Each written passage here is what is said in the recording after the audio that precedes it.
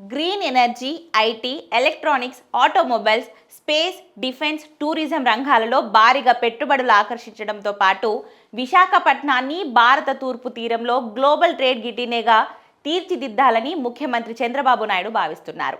విశాఖలోని ఆంధ్ర విశ్వవిద్యాలయాల engineering college గ్రౌండ్లో అత్యంత ప్రతిష్టాత్మకంగా సదస్సు నిర్వహించేందుకు ఏర్పాట్లు పూర్తయ్యాయి. Planners in progress Indian DDS road map Viksit Bharat 2047 థీమ్తో ఈ సదస్సును నిర్వహిస్తున్నారు.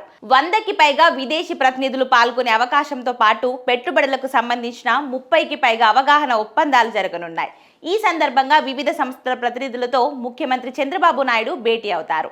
రాష్ట్రంలో ప్రాంతాల వారీగా వివిధ రంగాలలో పెట్టుబడులకు గల అవకాశాలను ముఖ్యమంత్రి ఈ వేదిక నుంచి వారికి వివరించనున్నారు. అలాగే రౌండ్ టేబుల్ సమావేశాలు, ప్రధాన థీమ్స్ సెలక్షన్స్ నిర్వహిస్తారు. పలు ప్రాజెక్టులకు శంకుస్థాపనలు, ప్రారంభోత్సవాలు చేయనున్నారు.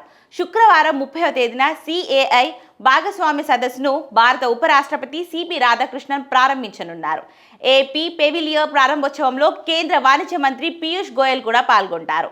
యూసఫ్ అలీ, బాబా కళ్యాణ్, కరణ్ అదానీ వంటి విశిష్ట అతిథులు దీనికి హాజరు కానున్నారు. సదస్సు ప్రారంభ కార్యక్రమం తర్వాత టెక్నాలజీ ట్రస్ట్ ట్రేడ్ నిషన్ జరగనుంది. మధ్యాహ్నం జరిగే ఏఐ ఫర్ వికసిత్ భారత్ సమావేశంలో ముఖ్యమంత్రి ప్రసంగిస్తారు. ఆర్టిఫిషియల్ ఇంటెలిజెన్స్ ఆంధ్రప్రదేశ్ ఆర్థిక వృద్ధికి ఏ విధంగా దోహదపడుతుందో సీఎం తన ప్రసంగంలో వివరిస్తారు.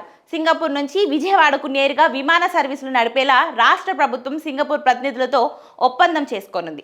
సాయంత్రం రాష్ట్ర ఆర్థిక శాఖ నిర్వహించే reimagining public finance summit CM పాల్గొననున్నారు. సంజీవ్ గోయంకా గ్రూప్ 5 చైర్మన్ సమావేశమయ్యే అనంతరం విశాఖలో లూలు నిర్వహించే నూతన మాల్కు ముఖ్యమంత్రి శంకుస్థాపన చేస్తారు.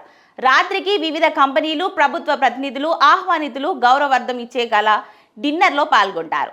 నవంబర్ 15 శనివారం సదస్సు రెండో రోజు శనివారం ఉదయం బ్లూ బెడ్ మీడియా ఇంటరాక్షన్లో ఉంటారు. తర్వాత బ్రెయిన్, న్యూజిలాండ్, కెనడా, జపాన్ ప్రతినిధులతో భేటీ అవుతారు.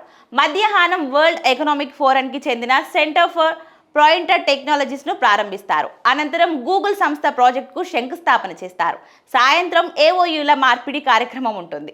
తర్వాత శీలాల భాగస్వామ్య సదస్సు నిర్వహించడం ద్వారా రాష్ట్రానికి 10 లక్షల కోట్ల వరకు పెట్టుబడులు వస్తాయి.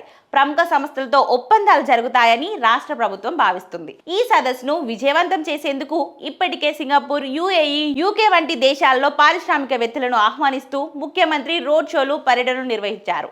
ఈ భాగస్వామ్య సదస్సు ద్వారా పెద్ద ఎత్తున పరిశ్రమలు రాష్ట్రంలో ఏర్పాటుకు అవకాశం ఉంటుందని ప్రభుత్వం భావిస్తుంది.